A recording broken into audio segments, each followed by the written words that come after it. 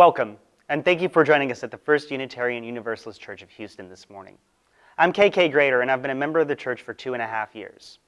Reverend Scott's sermon this morning will introduce both LGBTQ Pride Month and our theme of the sixth source and their common use of intuition. Intuition has been defined as the power or faculty of attaining to direct knowledge or cognition without evident rational thought and inference. Can we use this ability to feel things in our bones to help us live our most authentic lives and create safe and welcoming spaces for others? For those of you who are new to our congregation or our online services, we invite you to continue watching after the benediction to hear more about the living tradition that is Unitarian Universalism. We now invite you to hear our call to worship.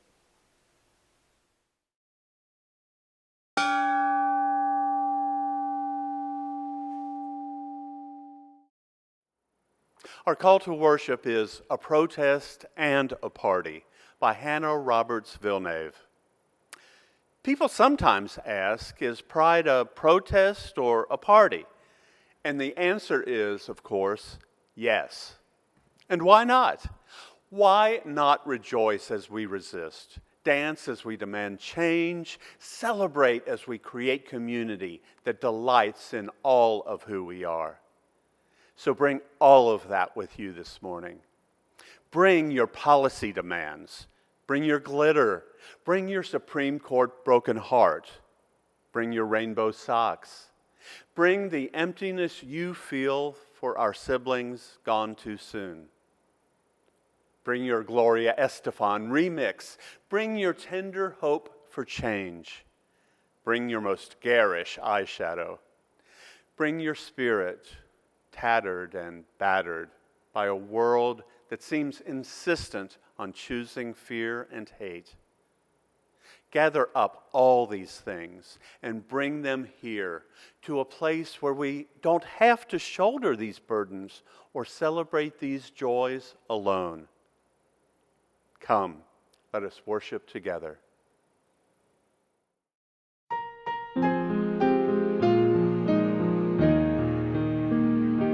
Celebremos compartiendo nuestras vidas, encendiendo esta luz.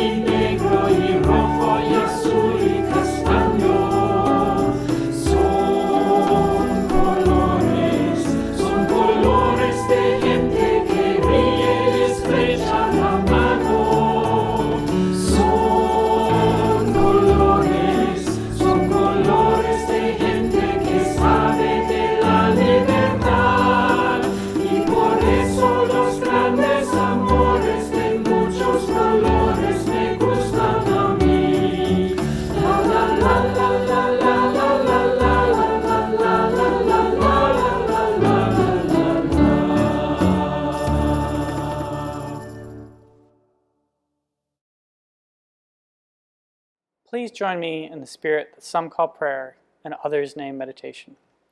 Open yourself to the wonders and mysteries of the world. Open yourself to compassion and empathy. Take one breath. Take another.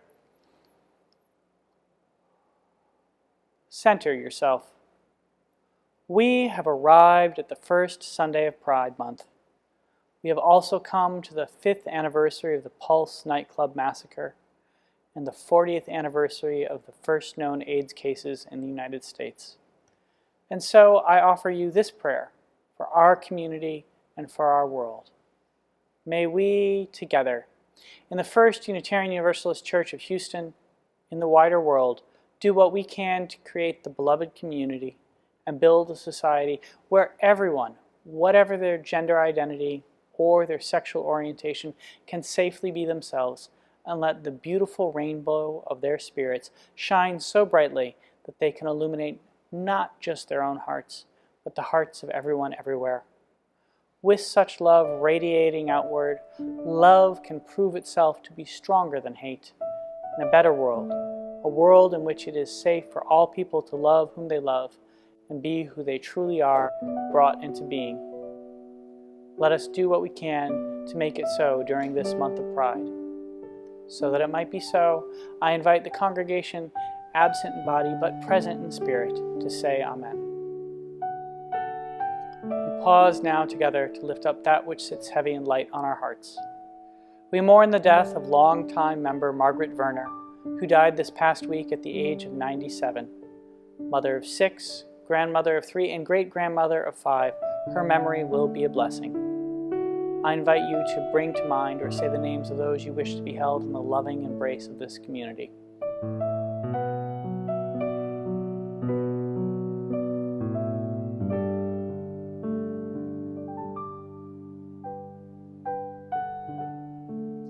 In this great cloud of witness and memory, amid this beloved community, we hear these names and hold them in our hearts.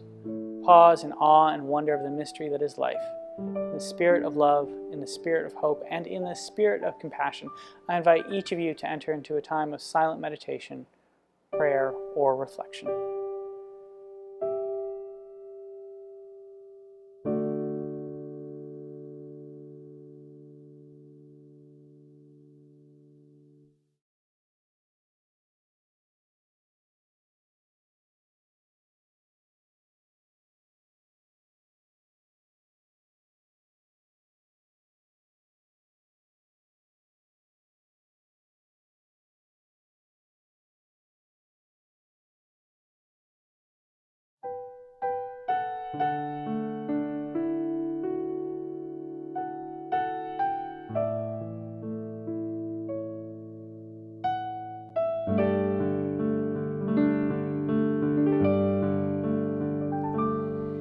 In the quiet of this place,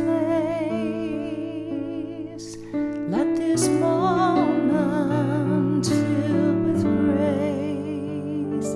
This is my prayer, this is my prayer.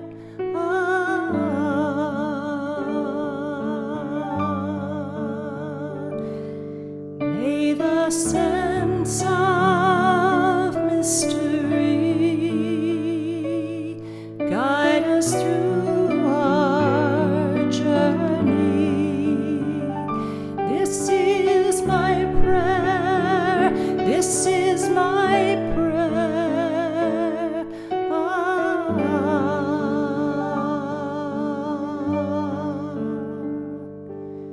This is my prayer.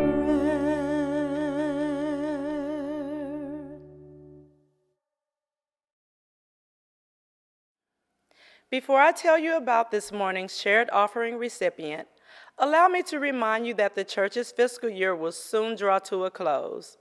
In order to end the year strong, please make an effort to be sure your entire pledge for this year has been paid. Also, for those of you who have yet not turned in your pledge card for this upcoming year, please do that as well. This morning's offering will support Equality Texas. They are an education and advocacy organization that has stood up for the rights of LGBTQ Texans for over 40 years. Every legislative session, Equality Texas is tirelessly focused on adding to and preserving the rights of vulnerable Texans.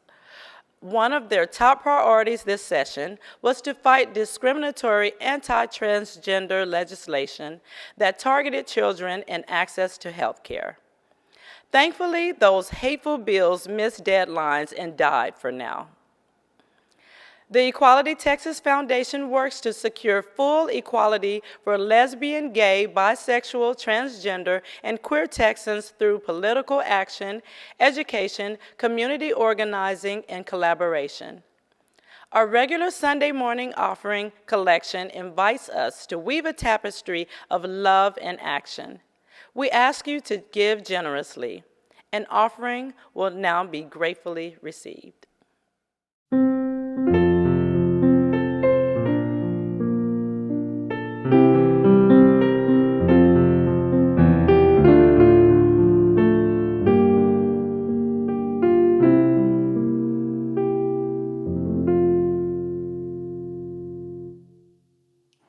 Our first reading is an excerpt from the Chapter 6 introduction by Kathleen Rowlands from Sources of Our Faith, Inspirational Readings. Whether we are digging a garden or watching a lightning storm or giving birth to a child, we come to know the mystery of life in our bodies in ways that words can evoke but never capture. Through embodying and naming the spirits of the world, we recognize and respect their presence and honor their place in the changing seasons of our lives. For some of us, this is an intuitive, personal practice. Others of us make it part of our regular worship. Earth-centered spirituality is rooted in ritual and devotional experience. As such, it offers an important counterbalance to the Protestant origins of our Unitarian Universalist worship and practice. While there are many earth-centered traditions, they hold in common an embodied spirituality. Dancing and drumming and singing open us up to experience our connection with all life. With musical traditions that include chant and drone, percussion, and wind instruments. Pagan ceremonies are often celebrated among us in smaller group settings. Earth-centered practices remind us of how intimately connected we all are to the cycles and seasons and rhythms of nature. Some Unitarian Universalists who are Native American continue to be grounded in and practice the faith and rituals of their ancestors. UUs who are neo-pagan, Druid, or Wiccans draw inspiration from a variety of sources. We may look back at the ancient Celtic roots of paganism or find meaning in Native American oral traditions. Inspiration may also come from sources that describe the sacred feminine or the goddess, or from worship of many gods and goddesses who represent the forces of nature. As the environmental challenges of our time become ever more compelling and frightening, the grounding of earth-centered spirituality gives us strength for the political struggle to turn away from the policies and lifestyles that are destroying our planet. Our second reading is an excerpt from Affirming LGBTQ Identity in UU Paganism by Michael Walker. Beginning with the 1970 General Assembly, the Unitarian Universalist Association has repeatedly affirmed our collective support of lesbian, gay, bisexual, transgender, and queer LGBTQ communities.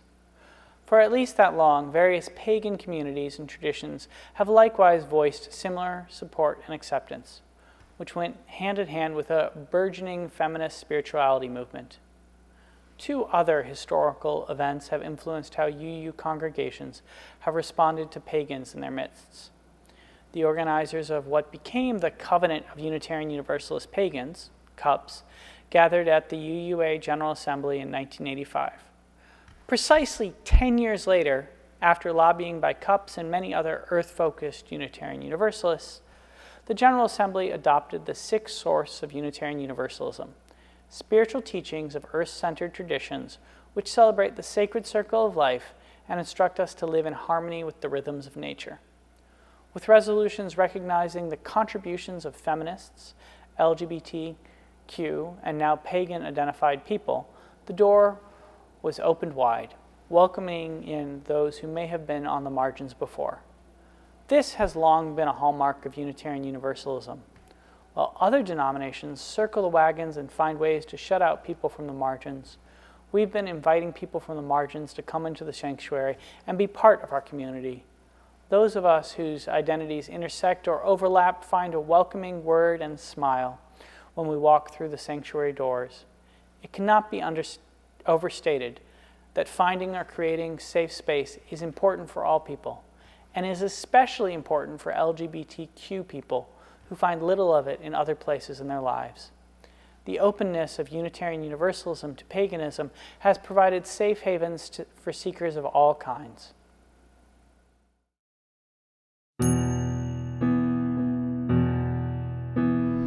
We are children of the earth, and we love our mother.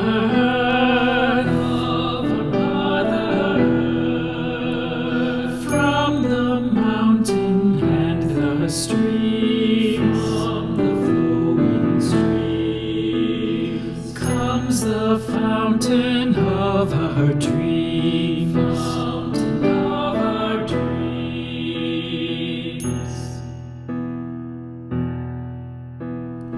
We dream of a village fair, laughing children playing there, and our elders can be found, here beside us, safe and sound, always safe and sound.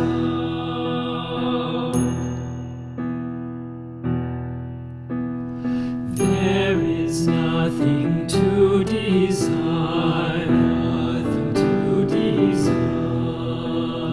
more than home and hearth and fire, in a village that we love, living side by side in peace, evermore in peace, evermore in peace, evermore in peace.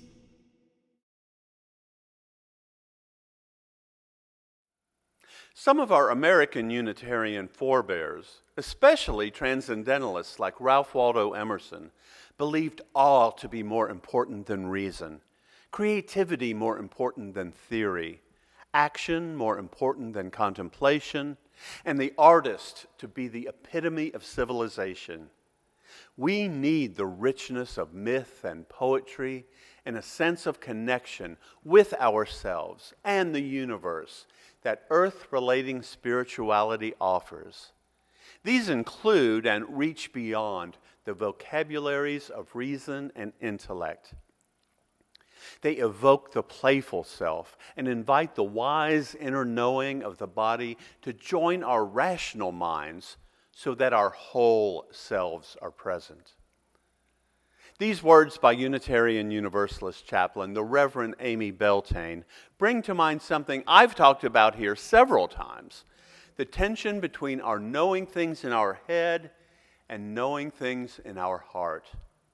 And she evoked the name of the Transcendentalists, those in the early 19th century who held a core belief in the inherent goodness of people and nature, and believed people could use their intuition to sense what is holy.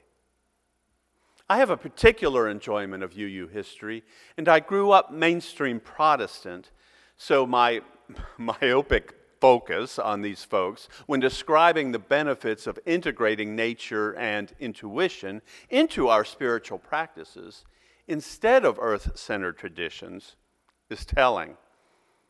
Spiritual teachings of earth-centered traditions which celebrate the sacred circle of life and instruct us to live in harmony with the rhythms of nature is our sixth source and our theme for the month.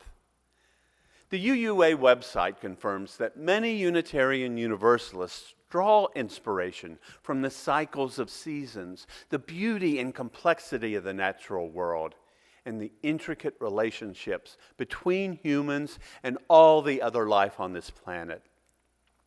We welcome those who identify as pagans, including Wiccans, Druids, and practitioners of goddess spirituality. Many religions have versions of the Golden Rule, one version of which reads, "That which is hateful to you, do not unto another." And many religions fall under the heading earth-centered tradition and earth religion. And while there is no consensus of belief, the ethical beliefs of most overlap. 6 of these beliefs about ethics are: there is no divine judgment. It is up to each individual to decide what is ethical. Each individual is responsible for their actions. Nature and all life should be honored. There is no one correct path or religion, only that which fits best for each individual. And moral doings are done for their own sake and not for a reward. From this list, I think you can probably see why the modern pagan movements have many Unitarian Universalists among them, and why some of our congregations have modern pagan groups, drum circles, and rhythmic dance within them. And many, like ours, celebrate both winter and summer solstice. We describe Unitarian Universalism as a living tradition. We believe our intuition and direct experience are not to be discounted.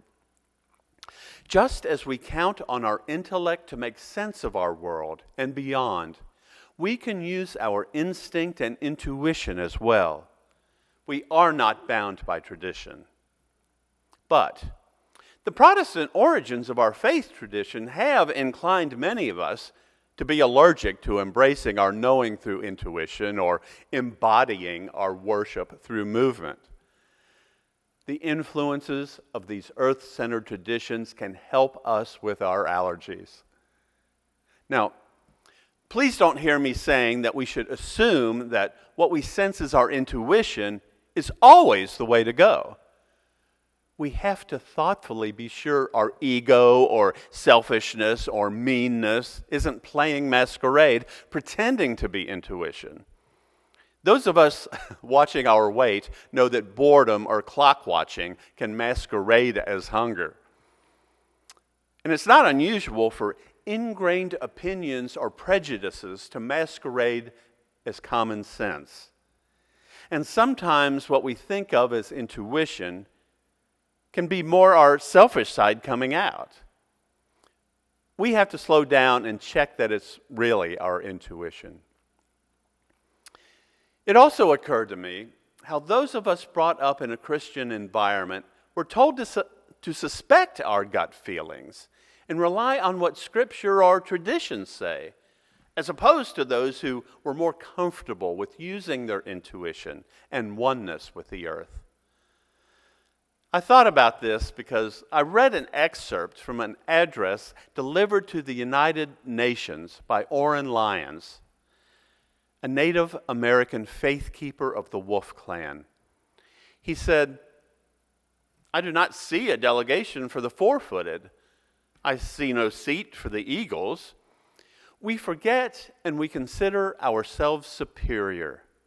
But we are, after all, a mere part of the creation.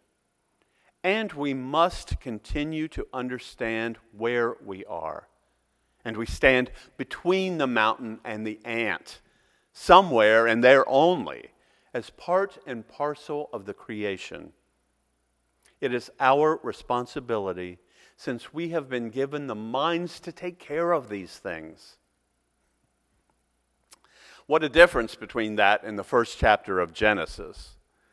Then God said, "Let us make humankind in our image, according to our likeness, and let them have dominion over the fish of the sea, and over the birds of the air, and over the cattle, and over all the wild animals of the earth, and over every creeping thing that creeps upon the earth. So God created humankind in his image. In the image of God he created them. Male and female he created them. Now, many have taken that, let them have dominion over, well, essentially anything that breathes that isn't us, to greedily exploit the earth's resources rather than take care of the planet. Between them and the millennialists, who believe the golden age prior to the judgment is imminent, so there's no reason to take care of our only home, quite a mess has been created. A mess that earth-centered traditions have not helped create. Of course, people choose which Hebrew Bible verses to adhere to. According to the book of Leviticus, at the end of 7 cycles of sabbatical years called Jubilee, slaves should be freed and debts forgiven. Well, I don't think credit card companies today are pointing to those verses any more than plantation owners did 150 years ago. Similarly, there are what are called clobber verses, which have been cited at the LGBTQ community. The traditional misinterpretations of these 6 poorly translated verses is now widely agreed to be problematic, as the Bible rarely addresses homosexuality, and certainly not the type of loving same-sex relationships that we see today. Those who take narrow understandings of verses to contradict the main theme of the book are doing the book themselves, and those they are harming an injustice. In a Talmudic story, 2 first-century BCE rabbinic sages, Hillel and Shammai, are provoked by being asked to teach the Torah while standing on one leg. Hillel replies, "That which is hateful to you, do not unto another. This is the whole Torah. The rest is commentary. And now go study." All this makes the verses from Genesis I read earlier even more interesting. Those who listen carefully will know I read, "Then God said, let us make humankind in our image, according to our likeness." Us? Our? This suggests to me that God's pronouns are they, them, and theirs, at least until editors got to the end of the passage. So God created humankind in his image. In the image of God he created them. Male and female he created them. So both male and female were created in the image of God? I think this certainly suggests that God is gender fluid at the very least. How could anyone suggest that members of the LGBTQ community are not made in the image of God? And in the words of the song, how could anyone ever tell you you are anything less than beautiful? Pride Month is celebrated in June, in a nod to the Stonewall riots, which happened in June of 1969 and are seen as the beginning of the modern gay rights movement. I find that every year I need to make this point. There are those who argue that pride is one of the 7 deadly sins. So let me point out that, like gluttony, it can only be a sin for those who already have some of the thing in question. For those with enough food to eat, gluttony is an abuse of the pleasure of eating. For those who are starving, it is cruel to warn them against gluttony. For those the world affirms for being who they are, pride is an abuse of that privilege. But for those whom the world denigrates for being who they are, lifting up one another in pride is as virtuous as giving food to the starving. So, when we think of knowing something in our bones long before we know it in our minds, I can't help but think of members of the LGBTQ community who knew as kids exactly who they are. I certainly knew intuitively before I could articulate a sense of what my being gay was. According to a multi-year study of 85 gender nonconforming children, those who went on to transition did so because they earlier already had a strong sense of their identity. They knew who they were intuitively. When children insist they are not their assumed gender over a period of time, not just play briefly with the other gender-specific toys or games, believe them. If they display signs of distress or depression, get them help. And don't let elected bullies in Austin beat up on them. When I think of intuition in the context of pride, I also think of gaydar, that blend of the words gay and radar, the intuitive ability of a person to assess another's sexual orientation. Gaydar relies not only on verbal and nonverbal clues, but LGBTQ stereotypes. It's been my experience that some people who claim to have excellent gaydar typically have an excellent ability to pick out folks who are stereotypically gay, whether or not they're gay. My gaydar has been thrown off in recent years by young people, straight, gay, or other, who are less concerned with less traditional gender roles, ways of dressing, and mannerisms. And I say good for them.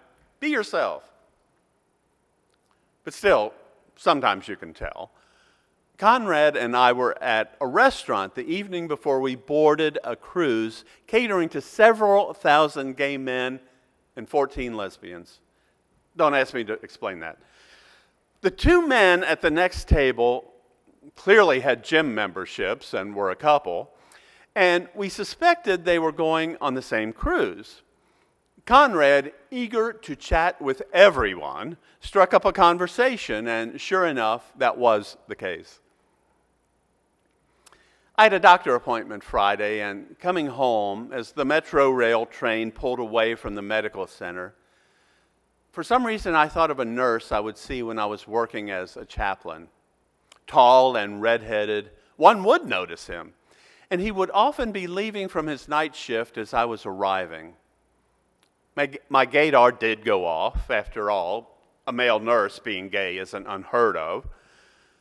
Passing in the hall, I would smile and say hello, and he would look away. He began looking down when he saw me coming down the hall. Now, while I admit I may not have always been that friendly to his less attractive colleagues, I wasn't flirting. I was just being nice. After all, I'm married and old enough to be his father, if not grandfather. But he seemed afraid to be himself and simply say hi. Straight male nurses, as well as the females, engaged me in conversation all the time. And I really think this is a big part of who Pride is for. Those still longing for that safe space to be their authentic selves.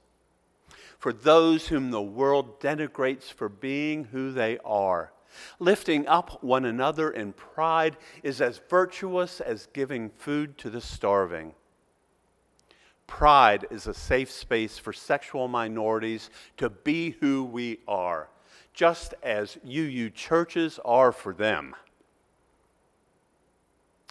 Right after the Pulse nightclub shooting, an acquaintance on Facebook remarked on how it was terrible that people were killed, but didn't understand what being gay had to do with it. I replied that one of the few safe spaces for the LGBTQ community has traditionally been gay bars. It was true when I was just coming out. It was certainly true when the police raided the Stonewall Inn. So it felt like a gut punch to me, who had never even been to the Pulse, to have one of our safe spaces desecrated, just as it felt in 1969 to those drag queens who fought for their safe space. As Reverend Colin read earlier, with resolutions recognizing the contributions of feminist, LGBT, and now pagan-identified people, the door was opened wide, welcoming in those who may have been on the margins before.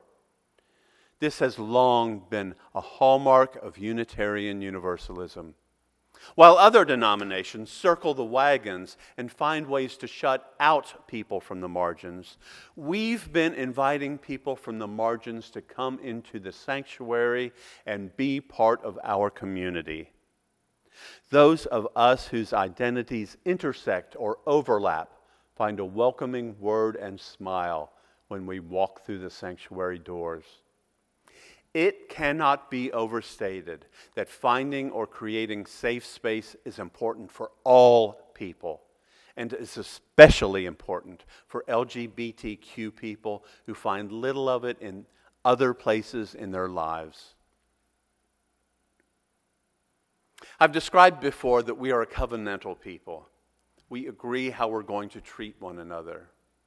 Now, we aren't perfect, but we strive to create safe spaces for those who love differently and those who believe differently.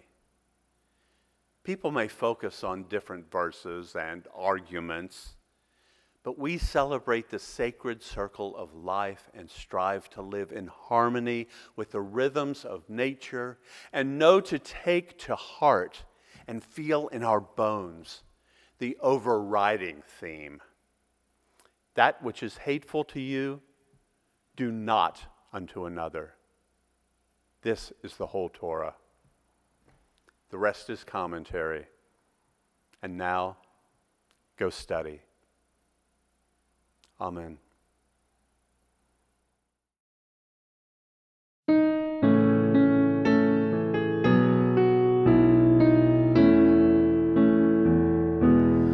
How could anyone ever tell you you were anything less than beautiful? How could anyone ever tell you you were less than whole? How could anyone fail to notice that your loving is a miracle? How deeply you're connected to my soul. How could anyone ever tell you you were anything less than beautiful? How could anyone ever tell you you were less than whole? How could anyone fail to notice that your loving is a miracle? How deeply you're connected to my soul.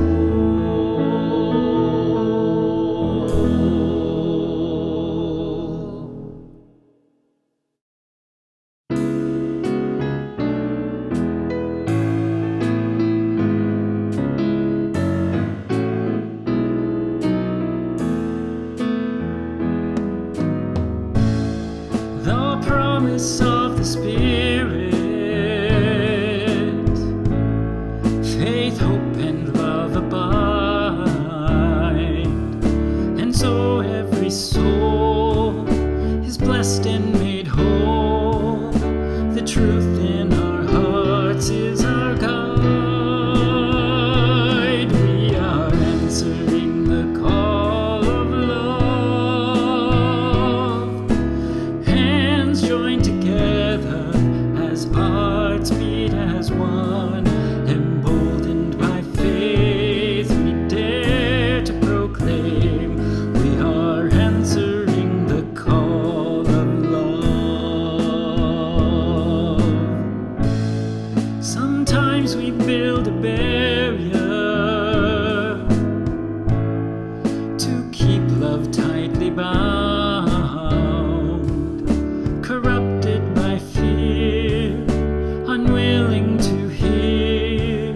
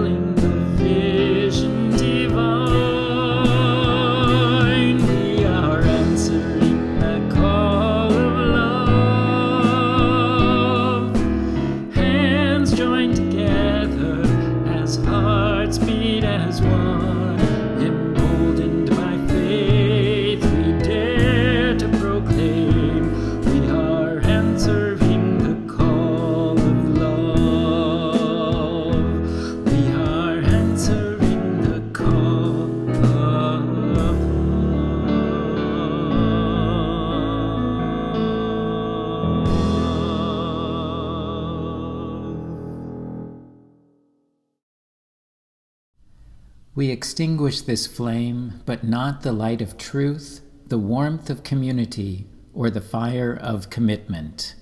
These we carry in our hearts until we are together again. May we open our doors wide to all those who may have been on the margins. May we reach out to those who believe differently, love differently, identify differently, so that they may join us in love, in covenant, and in harmony with the rhythms of nature. Amen, and go in peace. Please join us in thanking staff members Carol Burris and Tawana Grice. Music director Mark Vogel was joined by the Sanctuary Choir, Jim McGee on flute, and Oscar Venmanen on guitar and violin. For those of you who may be new to this congregation or the online services, let us say a few words about Unitarian Universalism. Unitarian Universalism is a faith where you can bring your whole self, your full identity, your questioning mind, your expansive heart. As Unitarian Universalists, we join together on a journey that honors everywhere we've been before.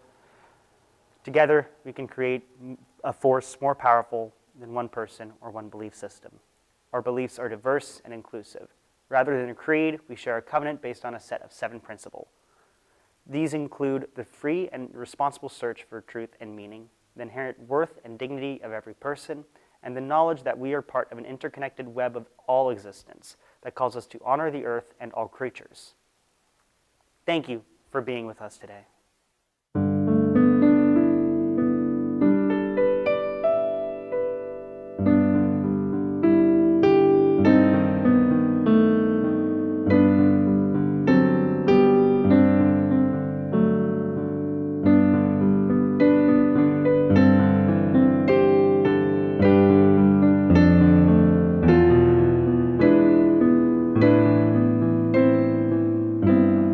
There are many groups meeting online. Please go to firstuuhouston.org to check them all out. Here are just a few highlights. After the service, we have 2 opportunities to chat: the coffee half hour at 11:30 and the discussion circle at noon. In the latter, Kiana will be asking, what would a country without money look like? There are 2 opportunities to discuss good books early in the week. Monday at 7, the Women's Book Club will talk about Great Circle by Maggie Shipstead. And Tuesday at 5, Reverend Colin will discuss the first 3 parts of Braiding Sweetgrass by Robin Wall Kimmerer. Do you have any questions about becoming a part of a thriving faith community? Come to Membership 101 Thursday at 6 to get more information about joining the church. Many of the topics for upcoming discussion groups are on our website, firstuu.org/online-group-meetings. Visit there for more details and to sign up. And remember, all times shown are Central Daylight Time.